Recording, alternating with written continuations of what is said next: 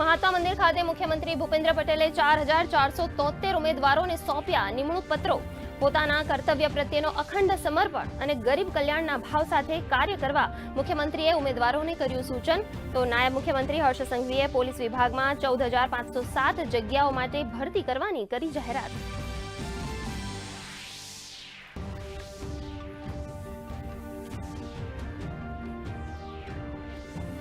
મુખ્યમંત્રી ભૂપેન્દ્ર પટેલે રાજકોટને આપી ₹545 કરોડના વિકાસ કાર્યોની ભેટ. સીએમના હસ્તે આવાસ ફાળવણીનો કરાયો ડ્રો. ટૂંક સમયમાં લાભાર્થીઓને મળશે સપનાનું ઘર.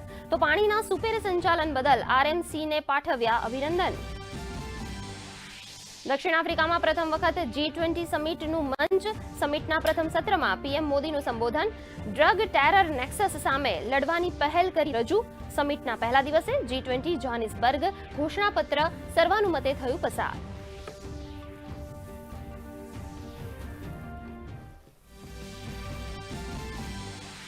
ભારત સરકારે જૂના 29 કેન્દ્રીય શ્રમ કાયદાઓને સમાવીને 4 નવી શ્રમ સંહિતાઓ કરી લાગુ. ભારતના કાર્યબળ માટે વધુ સારું વેતન, સલામતી, સામાજિક સુરક્ષા અને ઉન્નત કલ્યાણને અપાઈ પ્રાથમિકતા. હવે 1 વર્ષની સેવા પર પણ મળશે ગ્રેજ્યુઇટીનો લાભ.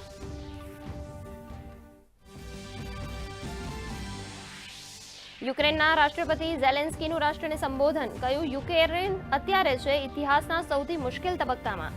તો શાંતિ યોજનાને સ્વીકાર કરવાના ટ્રમ્પના અલ્ટિમેટમથી ધર્મસંકટમાં યુક્રેન.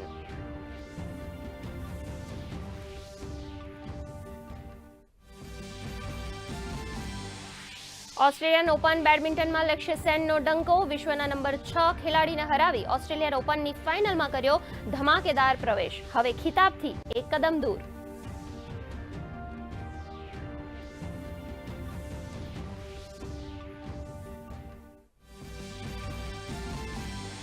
ભારત અને સાઉથ આફ્રિકા વચ્ચે બીજી ટેસ્ટ મેચ આજે ગુવાહાટીમાં શરૂ. સાઉથ આફ્રિકાએ બેટિંગ કરી 6 વિકેટના નુકસાને બનાવ્યા 247 રન. તો કુલદીપ યાદવે શાનદાર બોલિંગ કરી ઝડપી 3 વિકેટ.